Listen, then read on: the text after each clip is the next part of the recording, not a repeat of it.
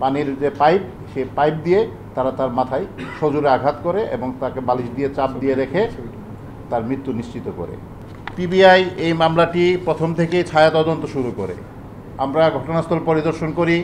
ঘটনার সাথে সম্পৃক্ত যে ডিজিটাল মেথড আমরা অবলম্বন করার, ওই ঘটনাস্থলে কারা গিয়েছিল এসেছিল, তাদের কোনো ধরনের ডিজিটাল ফিঙ্গারপ্রিন্ট বা অন্য কোনো কিছু আছে কি না, এই সমস্ত দিক আমরা যাচাই করি এবং আমরা দেখতে পাই যে ওই বাসায় একটি ভেন্টিলেটারের ভাঙ্গা অংশ, একটু ভেন্টিলেটার ভাঙ্গা আছে, ছোট্ট একটি ভেন্টিলেটার, এবং ভেন্টিলেটারের কিছু রাবিশ গুঁড়া নিচে পড়ে আছে। এ থেকে আমরা বুঝতে পারি যে এটা হয়তো সদ্য বা কিছুক্ষণ বা কিছুদিন আগের ভাঙ্গা, যার ময়লাগুলো এখনও পরিষ্কার করা হয় নাই। বিষয়টি অন্য অনেকের নজর এড়িয়ে গেলেও পিবিআইয়ের নজর এড়িয়ে যায় নাই। প্রচলিত পদ্ধতিতে মামলার তদন্ত চলতে থাকে। এই তদন্তে আমরা বিভিন্ন দিক যাচাই করতে থাকি। যেহেতু লিপিকা গোমেজ একজন সুন্দরী মহিলা, তার বয়স 50-এর কাছাকাছি, যদিও ন্যাশনাল আইডিতে তার বয়স আছে 40, কিন্তু কাগজে পত্রে তার বয়স 50-এর কাছাকাছি। এনজিওর কিস্তি প্রথমবার বিকাশ পেমেন্ট করলেই 20 টাকা ইনস্ট্যান্ট ক্যাশব্যাক। তো এই যেহেতু উনি একজন আকর্ষণীয় একাকী মহিলা, তার কাছে বিভিন্ন রকম মানুষ আসে কিনা বা কারোর সাথে সম্পর্ক আছে কিনা, এই সমস্ত বিষয়ে আমরা যাচাই করার চেষ্টা করি। কিন্তু আমাদের যে মূল বিষয় যে এই বাসায় কেউ ঢুকেছে লিপিকার অজ্ঞাতে বা জ্ঞাতে, এই বিষয়টি আমরা শিওর হওয়ার পরে আমরা ওই বাসা থেকে কী জিনিস হারানো গিয়েছে, সেই হারানো জিনিসের, যেহেতু লিপিকা একাই বাসায় থাকতো, তো ওই বাসা থেকে হারানো জিনিসের কিন্তু খুব ক্লিয়ার কোনো লিস্ট আমরা পাই নাই।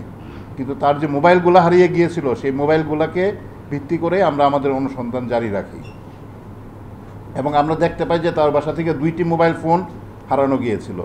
এই মোবাইল ফোনগুলো ট্র্যাক করতে করতে আমরা লিপিকার বাসার পাশে এক লোক থাকতো। এই লোকের নাম হলো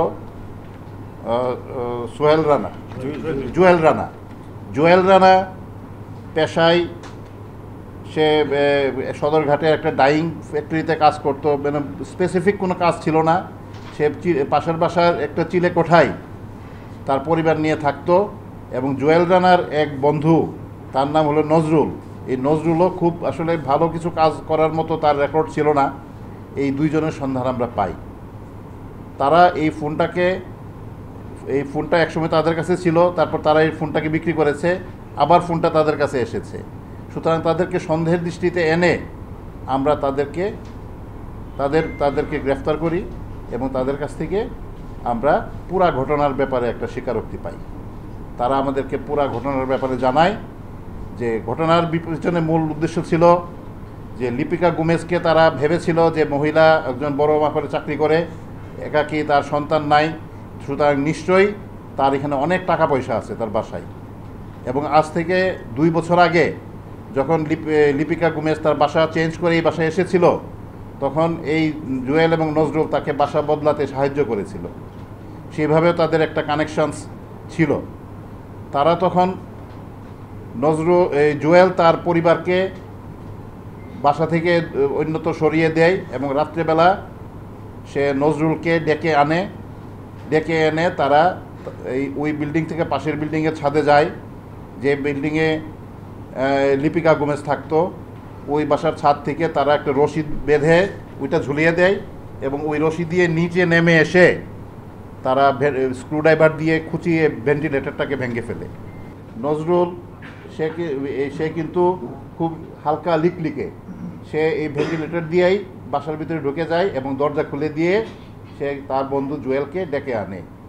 ইতিমধ্যে হয়তোবা লিপিকা কোনো কারণে জেগে গিয়েছে বা কোনো শব্দ করেছে, সুতরাং তাদের হাতে ছিল সেই রড, পানির যে পাইপ, সেই পাইপ দিয়ে তারা তার মাথায় সজোরে আঘাত করে এবং তাকে বালিশ দিয়ে চাপ দিয়ে রেখে তার মৃত্যু নিশ্চিত করে।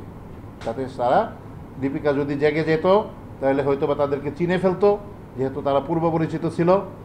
সুতরাং তাদের চিনে ফেলা রোধ করার জন্য তারা লিপিকাকে হত্যা করে এবং লিপিকার বাসায় তার যে বাসা থেকে তারা তার মোবাইল ফোন 2টি এবং তার হ্যান্ডব্যাগ চুরি করে নিয়ে যায়।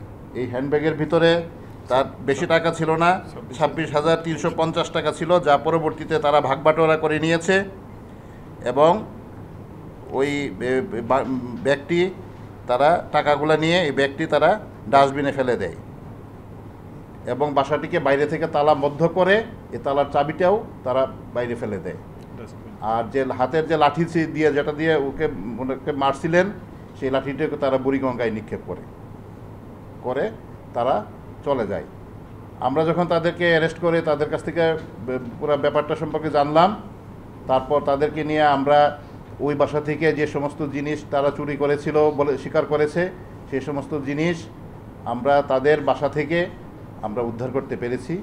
সুতরাং বিষয়টি সার্বিকভাবে প্রমাণিত হয়েছে যে এটা বস্তুত একটা ক্রাইম এগেনস্ট প্রপার্টির উদ্দেশ্যেই তারা ওই বাসায় ঢুকেছিল এবং পরিস্থিতির শিকার হয়ে তারা দীপিকা গোমেজকে তারা হত্যা করেছে।